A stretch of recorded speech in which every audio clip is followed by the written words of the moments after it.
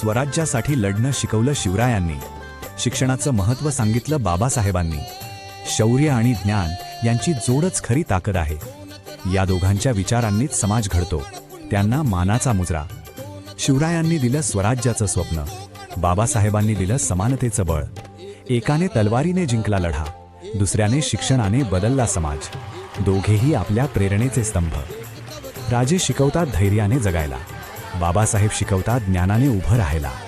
स्वाभिमान आणि शिक्षण हीच खरी शक्ती, अन्यायाविरुद्ध लढणं हीच खरी भक्ती.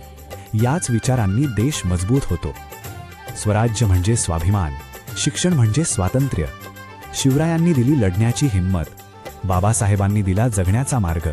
दोघेही आपल्या आयुष्याचे दीपस्तंभ. शौर्य शिवरायांकडून शिका, ज्ञान बाबासाहेबांकडून घ्या. संघर्षातूनच यश मिळतं. स्वतःवर विश्वास ठेवा आणि इतिहास घडवा.